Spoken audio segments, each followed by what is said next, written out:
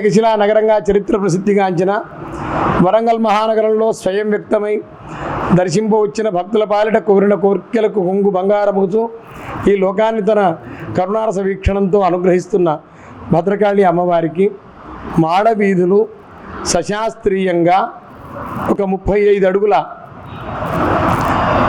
షట్త్రింశత్ తత్వాలకు ప్రతీకగా 36 అడుగుల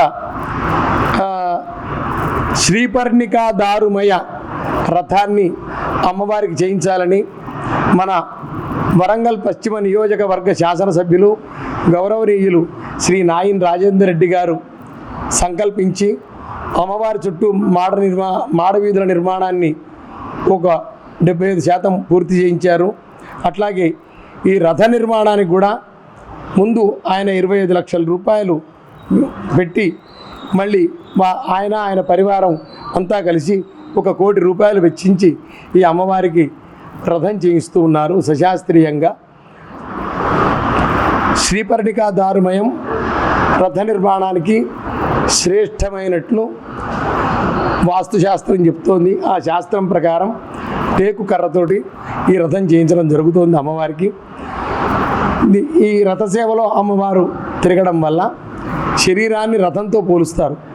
అమ్మవారికి రథోత్సవాన్ని సశాస్త్రీయంగా జరపడం వల్ల సకల జనులు సకల జనులు క్షేమంగా ఉండి వాళ్ళ జీవన రథం అనేది సక్రమంగా ఎలాంటి ఒడిదుడుకులు లేకుండా నిరాటంకంగా కొనసాగుతుంది అని మన శాస్త్రముల యొక్క వచనం. భద్రకాళి శరణం మమ. ఈరోజు ఎంతో వైభవంగా మా ట్రస్ట్ బోర్డ్ సభ్యులందరి సహకారంతో ఈ అమ్మవారికి రథం నిర్మాణం ప్రారంభమైంది.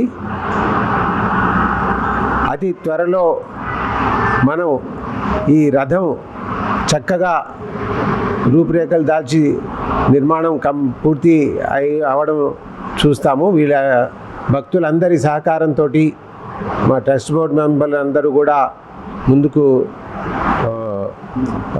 ముందుపడి చేస్తున్నారు. దీనికి వెన్నంటి మాకు సహకారం ఇచ్చిన శాసనసభ్యులు నాయిన్ రాజేందర్ రెడ్డి గారు మాకు చాలా కృషి చేసి చాలా ప్రోత్సాహంతో వారు ఈ రథ నిర్మాణానికి అన్ని రకాలుగా కూడా సహాయం చేస్తున్నారు. వారి యొక్క సంకల్పంతో ముందుకెళ్తున్నాము.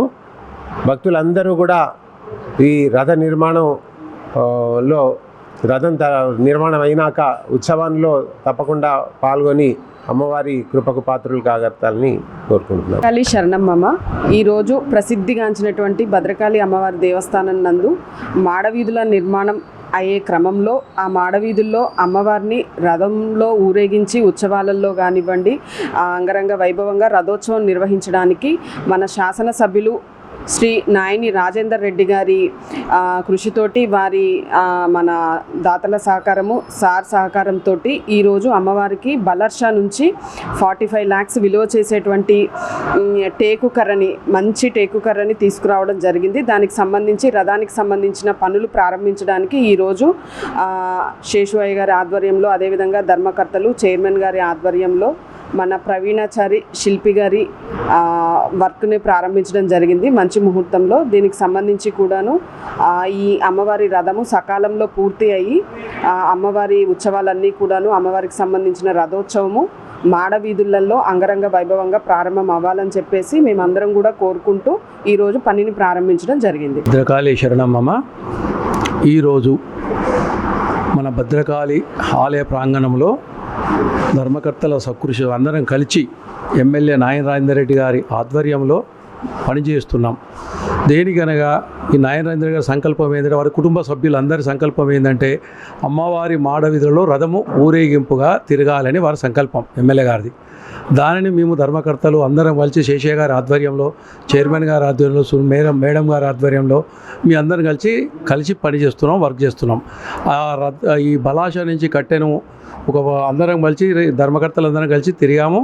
దీన్ని ఒక లాట్గా తీసుకొని మంచి నాణ్యమైన టేకును తీసుకొని వచ్చి దానికి సరిపడా ఇప్పటి వరకు ఒక 45 లక్షల రూపాయల పెట్టుబడితోని నాయన రాజేందర్ రెడ్డి గారు సమకూర్చారు. ఇప్పటివరకు ఒక 25 లక్షలు అడ్వాన్స్ ఇచ్చారు. రిమైనింగ్ కూడా ఇప్పుడు ఆ పైసలు కూడా వారికి డబ్బులు ఇవ్వటం జరుగుతుంది. ఎందుకంటే ఇప్పుడు మెటీరియల్ వచ్చింది కాబట్టి వచ్చినాక ఇస్తామని చెప్పాం. ఇప్పటివరకు 45 లక్షల రూపాయల మెటీరియల్ అయింది. ఇంకా నారవేప కూడా వస్తుంది, దానికి ఒక 15 లక్షలు అవుతున్నది.